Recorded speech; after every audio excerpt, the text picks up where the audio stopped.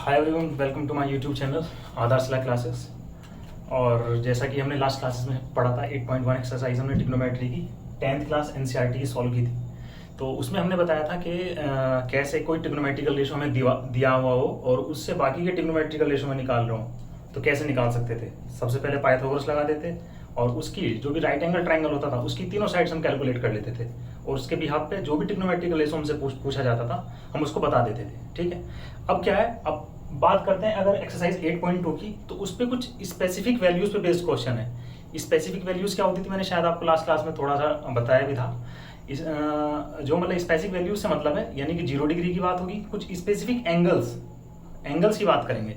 तो 0 डिग्री होता था, 30 डिग्री होता था और 45 और 60 और 90, ये कुछ स्पेसिफिक वैल्यूज की हमें टेबल दी हुई है एनसीईआरटी में भी। आप चाहो तो टेबल से याद कर लीजिए वैल्यू, और चाहे तो लिख करके जैसे भी आप उचित समझे। आपको याद टेबल होनी चाहिए, मतलब बिना टेबल के आप सॉल्व नहीं कर सकते क्वेश्चन, क्योंकि पूरी एक्सरसाइज ही इस चीज़ पे बेस्ड है। हालांकि मैं टेबल आपको बना के दिखा देता हूँ थोड़ी सी, और आपको बता दूंगा किसकी वैल्यू क्या होती है। बाकी जब ज़्यादा से ज़्यादा आप क्वेश्चन प्रैक्टिस करोगे तो आपको खुद ब खुद ऑटोमेटिक याद हो जाएगा। ठीक है, तो ज़्यादा समय ना लेते हुए सीधे हम एक्सरसाइज पर चलते हैं। ठीक है, तो पहले मैं टेबल आपको बता देता हूँ। ठीक है, तो टेबल में क्या होता था, पहले हम सपोज 0, 1, 2 और ये 3 और ये 4। सबसे पहले आप क्या करोगे, 0 से लेके 4 तक आपने नंबर लिखे। अब आप इन चारों नंबर को 4 से डिवाइड कीजिए। भाई इसको भी 4 से डिवाइड करना है, इसको भी 4 से डिवाइड करना है, इसको भी 4 से डिवाइड करना है, इसको भी 4 से डिवाइड करना है और इसको भी 4 से डिवाइड करना है। मेरी आवाज़ तो सभी को आ रही होगी ना। किसी ने कमेंट में लिखा था कि सर वॉइस क्लियर नहीं हो पा रही, तो शायद मुझे लग रहा है कि आवाज़ सही आ रही होगी आप तक। चलिए, तो इसके बाद क्या किया आपने, जब आपने चारों वैल्यूज को 4 से डिवाइड किया, इसके बाद हम लेंगे इसका स्क्वायर रूट, अंडर रूट लिया हमने। ठीक है, इसका भी अंडर रूट लिया, इसका भी अंडर रूट लिया, इसका भी अंडर रूट लिया, इसका भी अंडर रूट लिया। ये साइन के लिए है। ठीक है, साइन के लिए देखिए क्या आ जाएगी वैल्यू, जरा ध्यान से देखना। किसी 0 के बटे अगर कोई नंबर हो तो क्या होता है 0, और रूट में 0 हो तो क्या मतलब है, तब भी 0 ही है। तो ये इसकी वैल्यू आ गई 0। इसकी बात करें अगर, भाई 1 का स्क्वायर रूट तो 1 ही होता है, और देखना इसका कितना आ जाएगा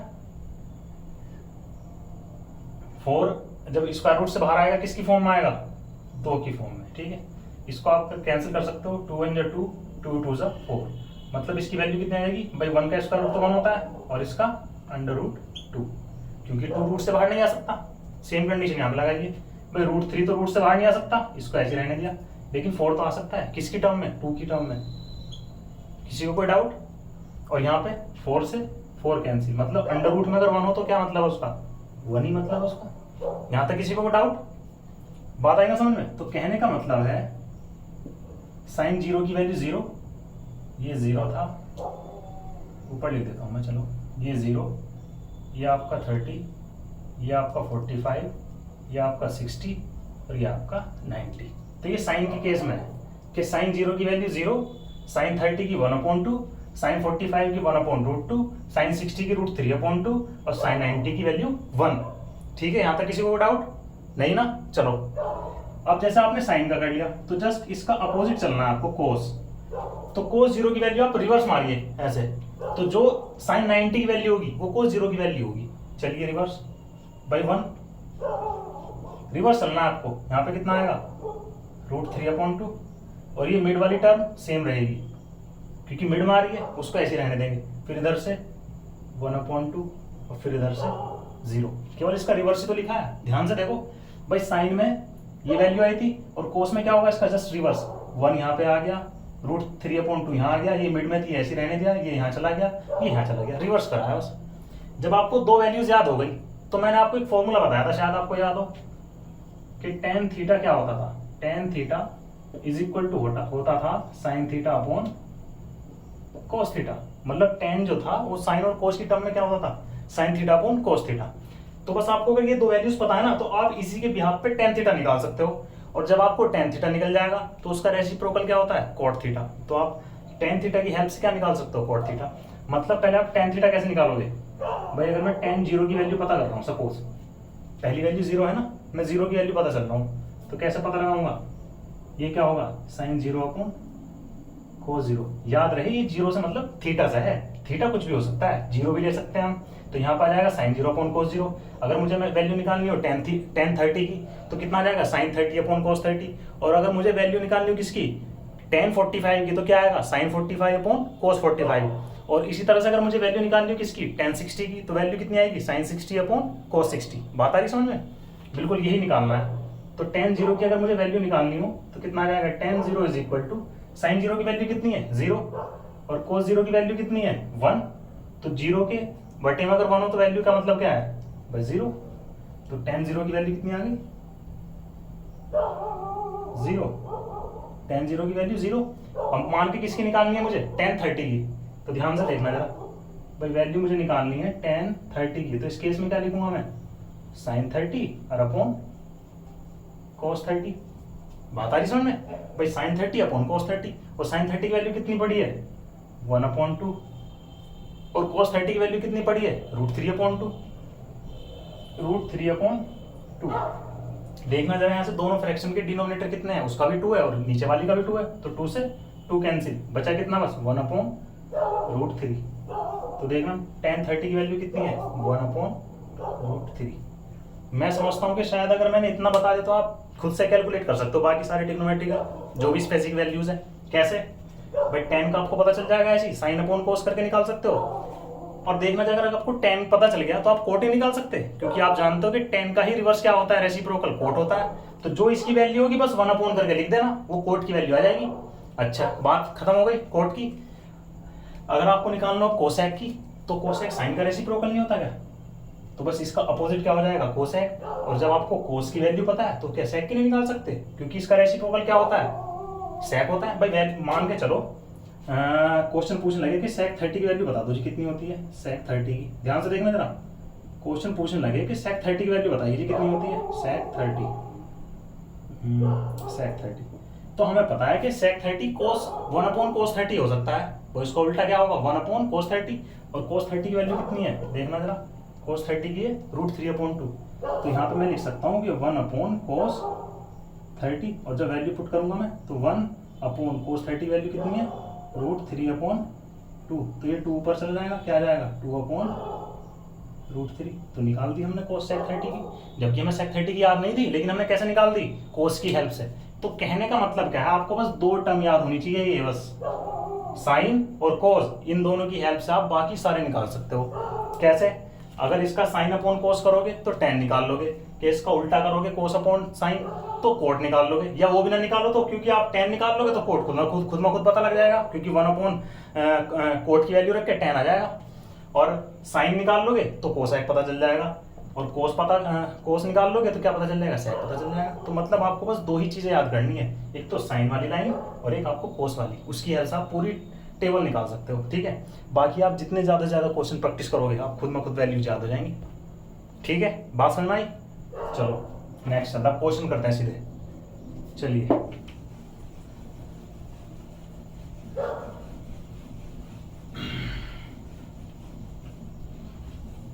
चलिए जी क्वेश्चन पढ़ रहे हैं सीधे, मैंने इस पे लिखे हुए हैं। चलिए क्वेश्चन नंबर फर्स्ट, दिख रहा है सभी को, कोई चीज ना समझ आए तो आप पूछ सकते हो। ठीक है, फर्स्ट पार्ट में हमें निकालनी है वैल्यू साइन 60 इंटू कोस 30 और प्लस साइन 30 इंटू कोस 60, इसकी वैल्यू हमें फाइंड करनी है। तो कुछ नहीं करना भाई, स्पेसिफिक वैल्यूज ना भाई 60 की आपको पता है, कोस की भी आपको पता है, बस पुट करनी है वैल्यू। चलो जी, साइन 60 की आपको पता है कितनी भाई, साइन 60 हमने पढ़ी है कितनी √3/, क्या हो गया मार करो √3/2 इंटू कोस 30 की वैल्यू कितनी होती है, इसकी भी √3/2 होती है, क्या हो गया इसको, प्लस और साइन 30 की वैल्यू कितनी है 1/2, और कोस 60 की वैल्यू तो कितनी होती है 1/2। चलो मल्टीप्लाई करो भाई, √3 की √3 में करोगे, मैंने बताया अगर कोई भी अंडर रूट वैल्यूज की आपस में मल्टीप्लाई होती है तो क्या होता है, उस केस में केवल रूट हट जाता है। तो यहाँ से रूट हट जाएगा, कितना आ जाएगा ओनली 3, और अपॉन 2 की 2 में 4, प्लस चलो वहाँ पे करो 1 की 1 में 1 और 2 की 2 में 4। क्या कर सकते हो, आपके सामने 2 फ्रैक्शन है और डिनोमिनेटर सेम है।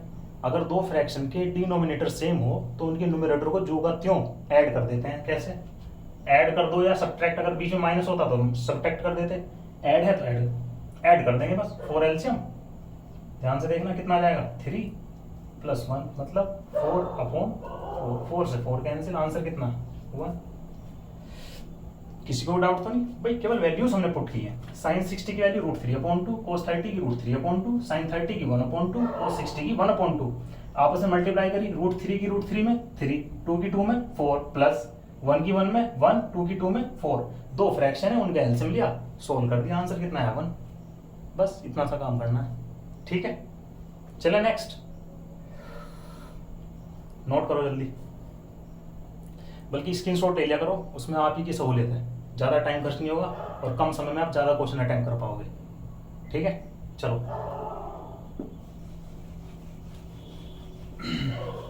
अब करते हैं इसका सेकंड पार्ट। चलिए जी, इसका सेकंड पार्ट करते हैं। इसको मार कर वो क्या हो गया भाई,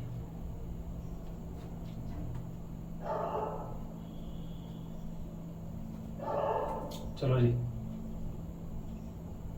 1 सेकंड में जरा इसमें इंक डाल देता हूँ, शायद इंक का इशू है कुछ।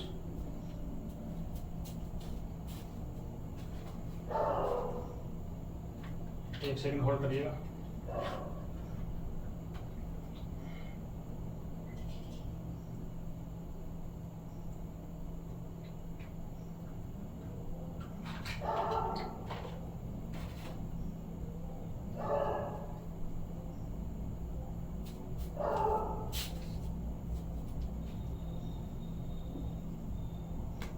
तो अगली दिक्कत कर रहा है भाई, पता नहीं क्या चक्कर है, मार्कर में क्या प्रॉब्लम हो गई। चलो जी 210, अरे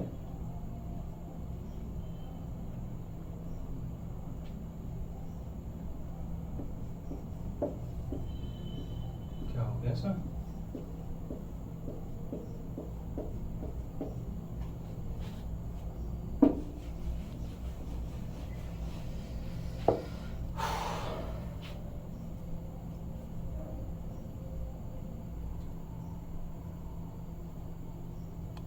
देखो जी 210 स्क्वायर 45 और प्लस कोस स्क्वायर 30 और माइनस साइन स्क्वायर 60 और माइनस साइन स्क्वायर 60, इसकी वैल्यू आपको निकालनी है बस। तो कुछ नहीं, वैल्यू पुट करनी है आपको। कैसे करोगे, 2 इंटू, इसको लिख सकते हो आप tan 45 का होल स्क्वायर, ठीक है।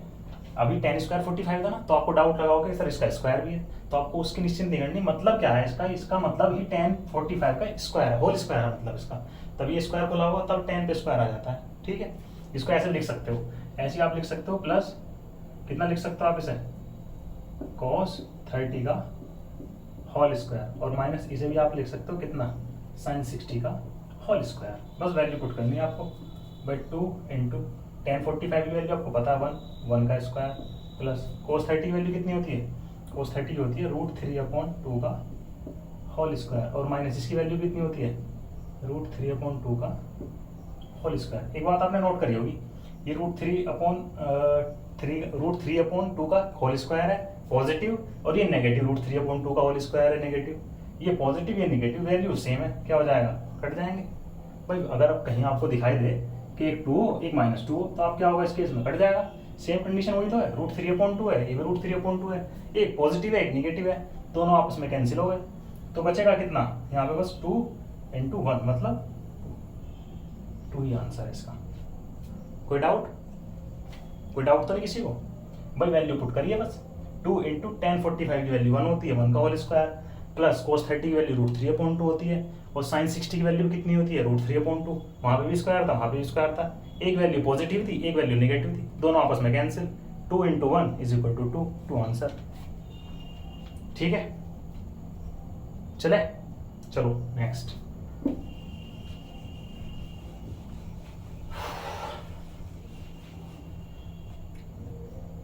थर्ड पार्ट करते हैं इसका थर्ड पार्ट करते हैं जी। थर्ड पार्ट में दिया हुआ है cos 45 upon sec 30 plus cosec 30 plus cosec 30, ठीक है जी। ये हमें वैल्यूज दी हुई है, बस वैल्यू पुट करनी है आपको। आप क्या करोगे, भाई cos 45 की वैल्यू आपको पता है 1/√2, अपोन में आ जाओ। sec 30 की वैल्यू कितनी होती है भाई? sec 30 की वैल्यू यानी कि जो cos 30 की वैल्यू होती है जैसे उसका उल्टा होती है, और आपको cos 30 की वैल्यू पता है कितनी होती है √3/2, तो उसका उल्टा कितना होगा 2/√3, मतलब यहाँ पर आ जाएगा 2/√3 प्लस आ जाएगी यहाँ पे cos 30 की वैल्यू कितनी होती है, यानी कि जो sin 30 की वैल्यू होगी जस्ट उसकी उल्टी ही cosec 30 की वैल्यू होगी, क्योंकि क्या है साइन और कोसाइन में क्या संबंध है, एक दूसरे में आपस में क्या है वो रेसिप्रोकल है एक दूसरे के। बात आ रही समझ में? भाई मैं कह रहा हूँ कि जो कोसेक 30 की वैल्यू होगी वो 1/, होगी किसकी, साइन 30 की वैल्यू, क्योंकि आपस में एक दूसरे की रेसिप्रोकल है वो। तो आपको या तो कोसेक 30 की वैल्यू पता हो तो और अच्छी बात है, अगर नहीं पता हो तो आपको किसकी वैल्यू पता होनी चाहिए, साइन 30 की वैल्यू, और जस्ट उसकी उल्टी ही क्या होगी कोसेक 30 की वैल्यू। बात आ रही समझ में? तो हमें साइन 30 की वैल्यू पता है, कई बार आपको बता भी दी क्या होती है 1/2, और जस्ट उसका उल्टा क्या होगी यानी कि ओनली 2, किसकी वैल्यू होगी वो कोसेक 30 की, तो यहाँ पर आ जाएगा ओनली 2, अरे 2। बात आई समझ में? चलो इसको सोल्व करते हैं। भाई यहाँ पर तो आ जाएगा 1/√2, अगर मैं यहाँ पे √3 एलसीएम ले लूँ जरा, √3 एलसीएम ले लिया तो कितना आ जाएगा 2 + 2 × √3। बात आ रही समझ में? भाई यहाँ पे जब एलसीएम √3 मैंने लिया तो √3 इसकी 2 में मल्टीप्लाई में जाएगा, क्योंकि इसका इसी का हर क्या मान सकते हैं, मतलब डिनोमिनेटर 1, और जब इसका एलसीएम लेंगे तो ये आ जाएगा। चलो क्रॉस मल्टीप्लाई से क्या होगा, ये तो यहाँ जाएगा जी, और ये कहाँ जाएगा, ये यहाँ जाएगा। नियम ये तो कहता है अगर फ्रैक्शन के अपोन में फ्रैक्शन हो तो सबसे नीचे वाली वैल्यू सबसे ऊपर जाती है, और मिड मिड की आपस में जो वैल्यू होती है उनकी आपस में मल्टीप्लाई हो जाती है। चलिए तो क्या होगा भाई √3 अपोन ये √3 सबसे ऊपर चला गया 1 की मल्टीप्लाई में, तो √3 आ गया, और इस √3 इस √2 की मल्टीप्लाई में कौन आएगा 2 + 2 √3। यहाँ तक किसी को कोई डाउट तो नहीं? यहाँ तक सही आ रहा समझ में? चलो आगे चलो। अब क्या करेंगे हम, ऊपर तो √3 है ही, अपॉन नीचे क्या है √2 है, इसमें और इसमें कॉमन दिख रहा है आपको, जो ब्रैकेट के अंदर वैल्यू है इसमें आपको कुछ कॉमन दिख रहा है, कॉमन मतलब एक जैसा दोनों में, तो दिख रहा है हमें क्या दिख रहा है, इधर भी 2 है और ये भी 2 है, तो मैं 2 क्या लेता हूँ कॉमन ले लेता हूँ, ले लिया जी 2 कॉमन, तो ब्रैकेट में कितना बचेगा, यहाँ तो 1 बचा, ध्यान से देखो भाई यहाँ तो 1 बचा, और प्लस यहाँ क्या बचेगा ओनली √3, क्योंकि 2 मैंने कॉमन ले लिया, बाहर आ गया 2। यहाँ तक किसी को कोई डाउट तो नहीं? चलो आगे चलो जी, यहाँ तो √3 है अपोन में, इसे लिख सकता हूँ 2√2, और ब्रैकेट में भाई पॉजिटिव चीज़ है, चाहे जिसको पहले रख लो या आगे रख लो कोई फर्क नहीं पड़ना, मतलब इसको √3 + 1 भी लिख सकता हूँ मैं, अगर ये 1 + √3 है तो इसको मैं √3 + 1 भी लिख सकता हूँ, क्योंकि दोनों ही पॉजिटिव है, किसी को आगे लिख लो किसी को पीछे, कोई फर्क नहीं पड़ना। चलो इनटू क्या है कि इसका डिनोमिनेटर जो है क्या है, वो एक इरेशनल नंबर आ रहा है, तो इरेशनल को रेशनलाइज करने के लिए, मतलब उसको रेशनल नंबर बनाने के लिए मैं इसका कॉन्जुगेट लूंगा, किसका √3 + 1 का, और कॉन्जुगेट क्या होता है, कॉन्जुगेट को हिंदी में बोलते हैं संयुग्मी, मतलब उसके ही युग्म का एक जैसा साइन, केवल चिन्ह में डिफरेंस हो, चिन्ह मतलब साइन में डिफरेंस हो। जैसे बता देता हूं मैं आपको, जैसे कहीं 2 + √3 लिख रहा हो, कहीं 2 + √3 लिख रहा हो, और इसको मुझे रेशनलाइज करना हो, तो इसका संयुग्मी मैं क्या लूंगा, तो इसका संयुग्मी मैं लूंगा 2 - √3, केवल बीच का साइन ही चेंज होगा, या कहीं आपको लिख रहा हो 1 + √5, आपसे कहने लगे इसका हमें क्या बताओ कॉन्जुगेट बता दो, तो आप क्या करोगे 1 - √5, तो देख रहे हो आप जितनी बार भी मैं ले रहा हूं इसका कॉन्जुगेट, उसमें केवल साइन का ही अंतर आ रहा है, अगर कहीं पॉजिटिव है तो मैं नेगेटिव ले रहा हूं, और कहीं नेगेटिव है तो मैं पॉजिटिव ले रहा हूं। सपोज ये जरूरी नहीं है कि पॉजिटिव ही हो, सपोज ऐसा आ जाए √7 और -√5, तो मैं इसका कॉन्जुगेट अगर लूं तो कितना आएगा √7 और प्लस √5, तो जरूरी नहीं कि पॉजिटिव का, निगेटिव हो तो उसका पॉजिटिव ले लेंगे, पॉजिटिव है तो उसका नेगेटिव ले लेंगे।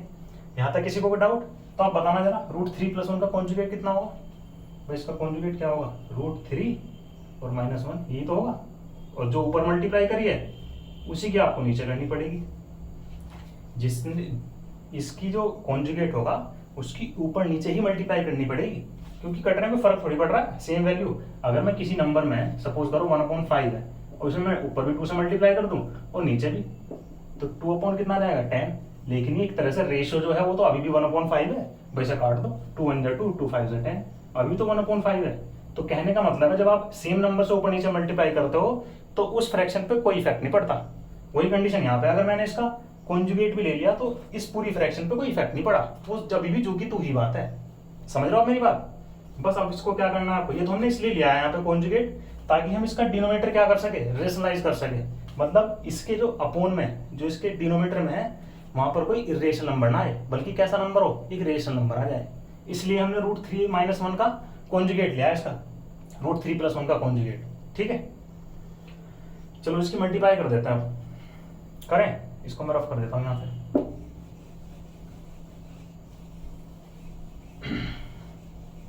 नोट कर लिया होगा शायद आपने। चलो तो देखो जी, √3 ब्रैकेट में आ जाएगा √3 - 1 अपोन में 2√2। भाई देखो, एक बार तो √3 + 1 है और यहाँ पे √3 - 1 है, मतलब कंडीशन शो हो रही है, आपने पढ़ा होगा फॉर्मूला कि कहीं a + b हो और इंटू a - b हो, तो ये फॉर्मूला होता है a² - b²। यहाँ वही तो कंडीशन हो रही है, एक बार तो √3 में 1 जुड़ रहा है और एक बार √3 से 1 क्या घट रहा है। इसका मतलब क्या है, a² - b²। a की जगह √3 है और b की जगह 1 है, तो a² - b² आ जाएगा यहाँ पे। मतलब मैं लिख सकता हूँ कि √3 का स्क्वायर और -1 का स्क्वायर। किसी को कोई डाउट? चलो आगे चलते हैं। तो यहाँ पर आ जाएगा जी √3 ब्रैकेट में √3 - 1 अपोन में 2√2। देखना √3 का स्क्वायर कितना, 3 और -1 का स्क्वायर 1। चलो जी आगे सोल्व करो इसे।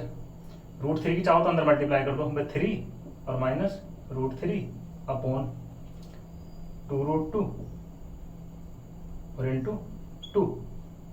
भाई 3 में से 1 जाके 2 ही तो बचेगा। चलो जी 3 - √3 अपोन, देखना 2 2 = 4, तो 4√2।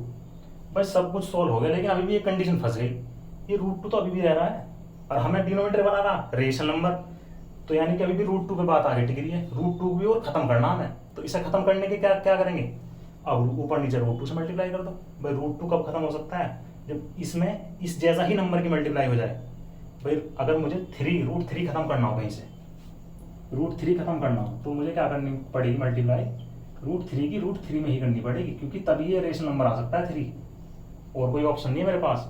तो ऐसे यहाँ पे, तो यहाँ पे मैं क्या करूँगा, √2 की ऊपर नीचे मल्टीप्लाई कर दूंगा।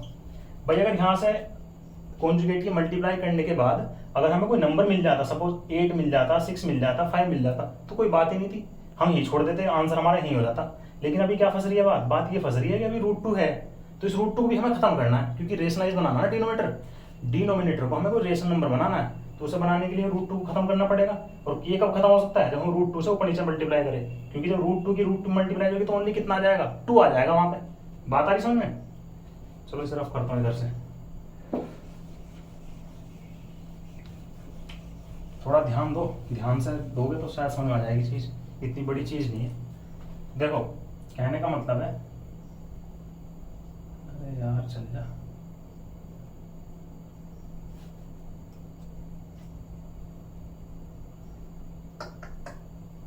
तो काम ही नहीं कर रहा।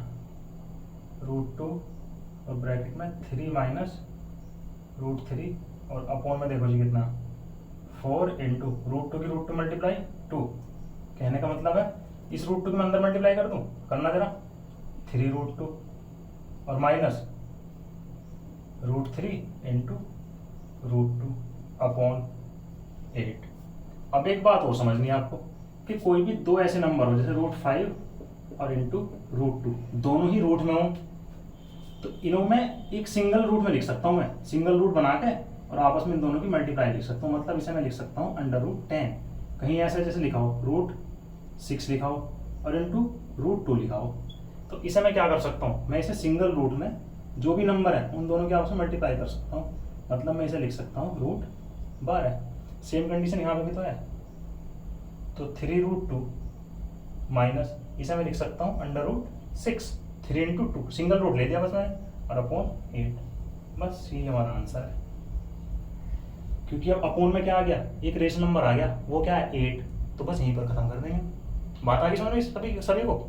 चलो नोट करो जल्दी।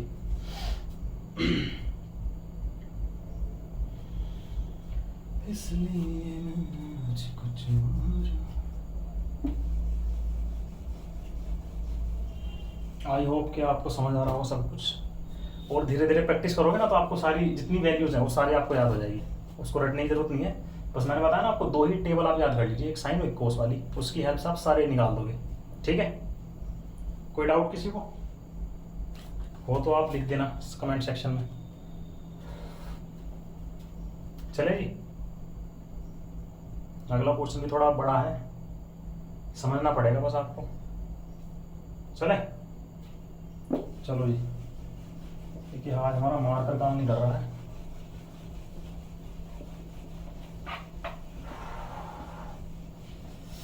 ये गर्मी, ये गर्मी। चलो जी, इसका फोर्थ पार्ट सॉल्व करते हैं। अरे यार, ये तो मार्कर ने कसम खा ली क्या ना चलने की। इतने सिंपल हाथ से चला रहा हूँ भाई। एक सेकंड का समय दीजिए आप, अगर हम इसमें इंक डालते हैं थोड़ा सा और।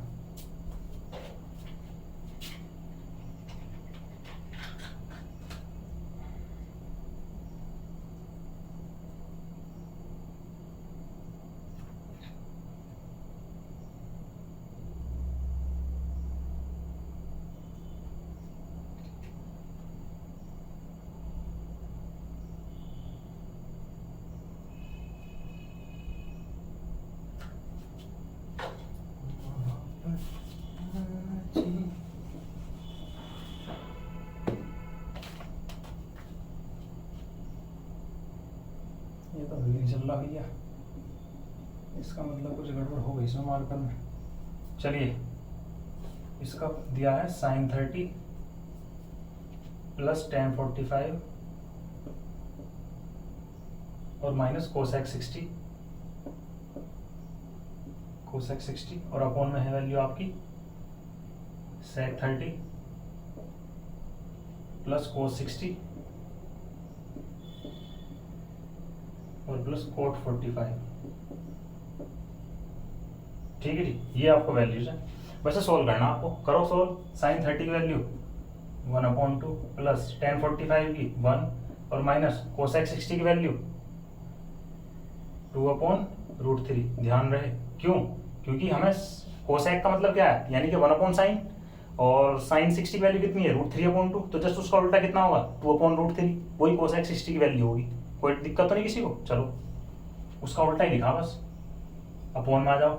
sec 30 मतलब cos 30 का अपोजिट, तो cos 30 की वैल्यू कितनी पड़ी आपने, √3/2, तो उसका उल्टा कितना हो जाएगा, 2/√3, 2/√3 और प्लस cos 60, ये cos 60 की वैल्यू है जी, तो जो sin 30 की वैल्यू होगी वही cos 60 की वैल्यू होगी। कितना मतलब 1/2 और प्लस cot 45 1। किसी को कोई दिक्कत तो नहीं आता? चलो चलते हैं आगे, नेक्स्ट। अब आपको क्या करना है सर, देखो यहाँ पे 2√3 एलसीएम आ जाएगा और यहाँ पे भी 2√3 एलसीएम आएगा, पूरी का तीनों टर्म्स का ले लेते हैं, एलसीएम ले लो भाई। 2√3 हमने एलसीएम ले लिया, तो देखो मतलब क्या है एलसीएम लेने का, मैं आपको बताऊँ, आपने सोल्व तो बहुत करी होंगी फ्रैक्शन। जब फ्रैक्शन आप सोल्व करते थे और जिनके डिनोमिनेटर अलग अलग होते थे, मतलब डिफरेंट होते, तो उस केस में आप क्या करते थे भाई, पहले तो दोनों का एलसीएम ले लिया, तो जो भी पहली फ्रैक्शन होती थी उससे आप क्या करते थे, जो भी एलसीएम है उसको डिवाइड करते थे। मतलब पहली फ्रैक्शन क्या है 1/2, तो इससे मैं इसको क्या करूंगा, डिवाइड करूंगा, तो 2 से 2 कैंसिल हो जाएगा, बचेगा कितना, √3।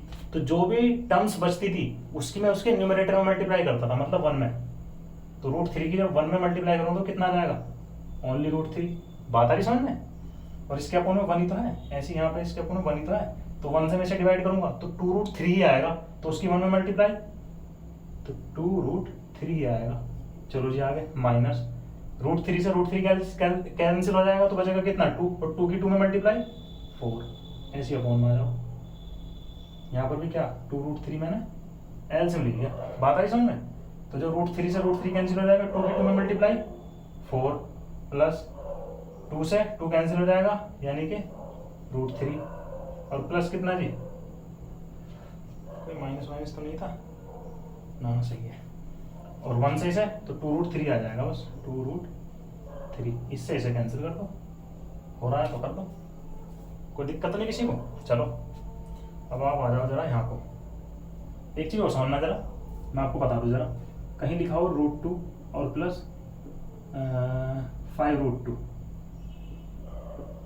ये बताना जाए आपस में ऐड हो सकते हैं नहीं। एक आपसे मेरा प्रश्न है आप ही से कि भाई एक जगह तो लिखा हो √2 और एक जगह लिखा हो 5√2, मतलब √2 और प्लस 5√2, तो क्या आपस में जुड़ सकते हैं? इसको कितना लिख सकते हैं बताइए आप? इसको हम लिख सकते हैं 6√2, मतलब 5√2 ये रहा, 1√2 ये रहा, 5 और 1 6√2, मतलब आप √2 को थोड़े टाइम के लिए ये समझिए घोड़े, √2 = घोड़े। तो कहने का मतलब है एक घोड़ा प्लस 5 घोड़ा कितना हो गया? 6 घोड़ा। और घोड़े को आपने क्या मानना था? √2, तो वैल्यू रख दो बस 6√2। तो यानी कि आपस में जुड़ सकते हैं अगर अंडर रूट के अंदर वैल्यू सेम हो तो। बात आ रही समझ में?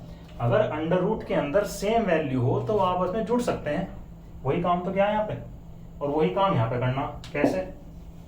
ध्यान दो जरा, √3 है और ये 2√3 है, तो 2√3 और प्लस √3, यहाँ पे ऐसे समझिए 2 घोड़े प्लस 1 घोड़ा, कितने हो गए? 3 घोड़े।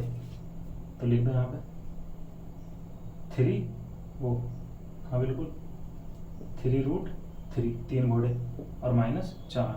अब वो में भी सेम कंडीशन, √3 और 2√3, मतलब 3√3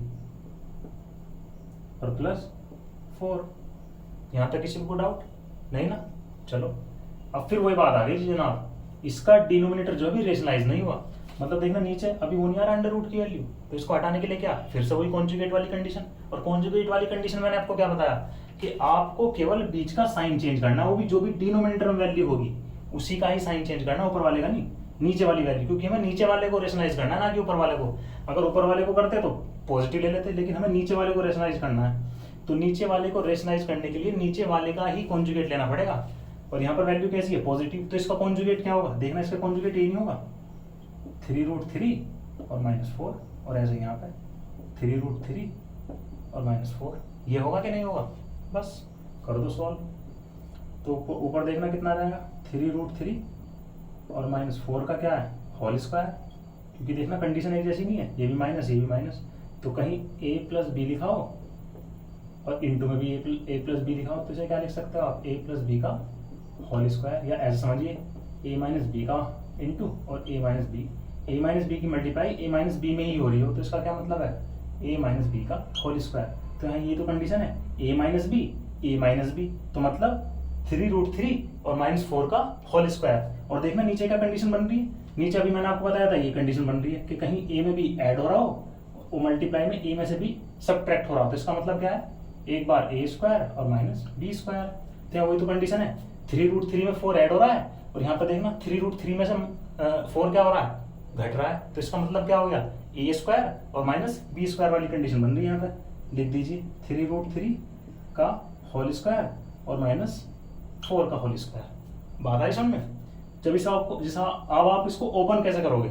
ऊपर वाले को ओपन करोगे आप, a - b का होल स्क्वायर आपने पढ़ा होगा, बता देता हूं मैं। इतना नोट कर लिया आपने? इसको रहने दो ऐसे।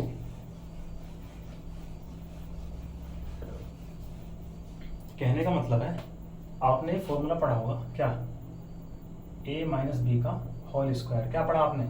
a² + b² और -2ab, ये पढ़ा कि नहीं पढ़ा?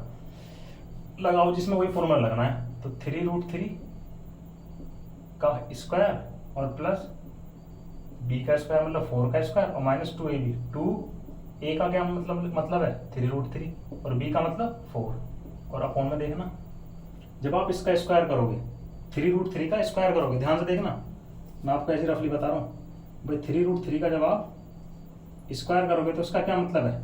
इसका मतलब है वो 3 का भी स्क्वायर है और इंटू ये जो √3 है इसका भी स्क्वायर है।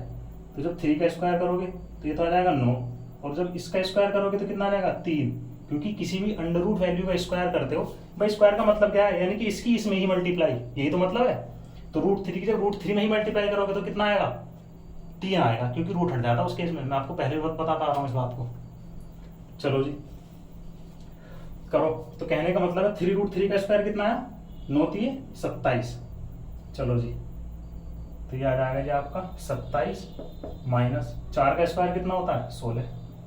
चलो आगे चलो, फिर वही 3√3 का स्क्वायर कितना लिखा अभी 27 और प्लस 16 और माइनस, देखना जो नंबर उनके आपस में मल्टीप्लाई कर दो, 4 3 12 दूनी 24 और क्या है √3 और अपोन में क्या चल रहा है आपका 27 माइनस 16 घटा दो 11 ही तो होगा भाई, 7 में 6 गया 1 और 2 में से 1 गया 1 11। चलो 27 और 16 यहाँ ऐड होने हैं, 7 6 13 3 और 1 कितना 43 बात आई समझ में, और माइनस 24√3 अपॉन 11। बस रेशनाइज कर दिया हमने नीचे, क्योंकि नीचे कैसी वैल्यू आ गई अब ध्यान से दिख रहा होगा आपको भाई, एक रेशनल नंबर आ गया ना नीचे, बस वहीं पे सोल्व कर देना, वहीं पे छोड़ देना। तो 43 माइनस 24√3 अपॉन 11। कोई डाउट किसी को? चलो जी नोट करो जल्दी, बल्कि स्क्रीनशॉट ले लो वरना टाइम लग जाएगा बहुत। आगे चलते हैं फिर।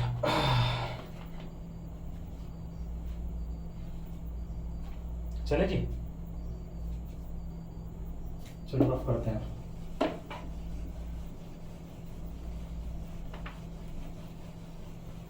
क्वेश्चन ज़्यादा नहीं हो पाएंगे वैसे, और बाकी कल कराएंगे।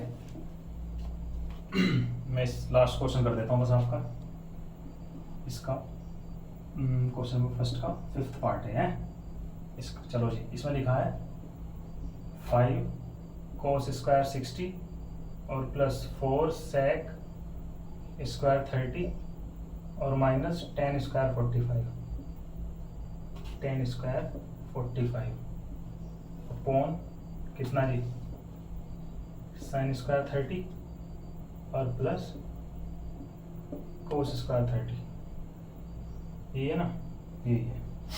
चलो जी वैल्यू आपको सॉल्व करनी है। वैसे एक फॉर्मूला तो आपने आइडेंटिटी में मैंने बताया था, शायद आइडेंटिटी में मैंने ये बताया था कि sin स्क्वायर थीटा और प्लस cos स्क्वायर थीटा की वैल्यू 1 होती है। मतलब थीटा अगर सेम हो और cos और sin का स्क्वायर हो रहा हो और दोनों आपस में कैसे हो रहे हो, ऐड हो रहे हो, तो उस केस में उसकी वैल्यू 1 हो जाती है। बिना देखे आप कर सकते हो इस काम को। तो यहाँ पे भी वही काम आप कर सकते हो, इसकी वैल्यू सेम रख सकते हो, वैल्यू ना रखे डायरेक्ट, क्योंकि थीटा की जगह यहाँ भी 30 है और यहाँ भी 30 है, साइन का भी स्क्वायर हो रहा है और कोस का भी स्क्वायर हो रहा है, और आपस में क्या हो रहा है, दोनों ऐड हो रहे हैं। तो इसकी वैल्यू आप डायरेक्ट 1 रख सकते हैं। लेकिन आपको यहाँ पे वैल्यू रख के ही सोल्व करना है क्वेश्चन, क्योंकि ये एक्सरसाइज ही स्पेसिफिक वैल्यू बेस्ड क्वेश्चन है। तो यहाँ पे स्पेसिफिक वैल्यूज जो भी दी हैं, थीटा जो स्पेसिफिक थीटा दिया हुआ है उसकी आपको वैल्यू रखनी पड़ेगी, ठीक है, आप डायरेक्ट नहीं कर सकते हैं।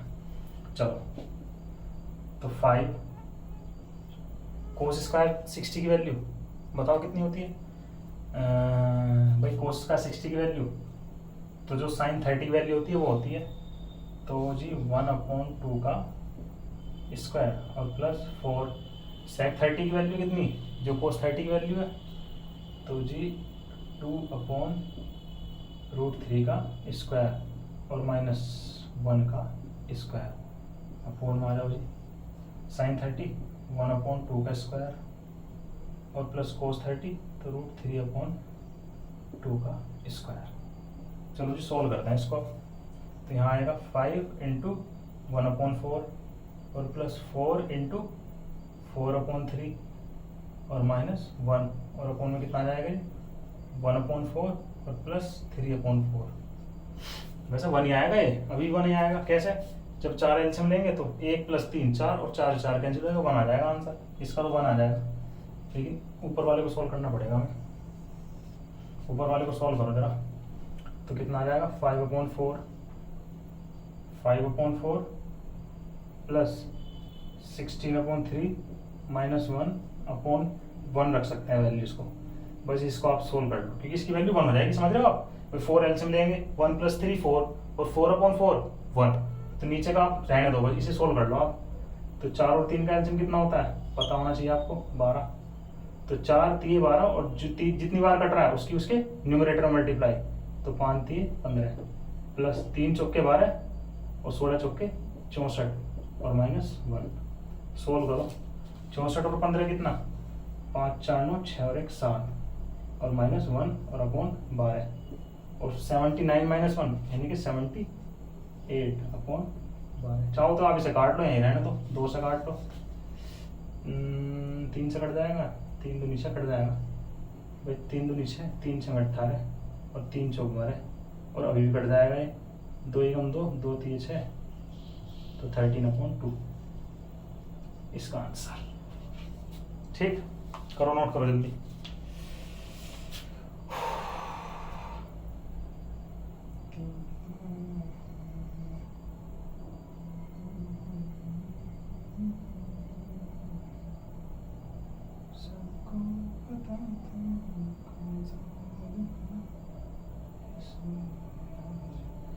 अरे अरे थोड़ी गलती हो गई भाई, तुमने भी नोट नहीं करा ना, हमने ध्यान से देखो।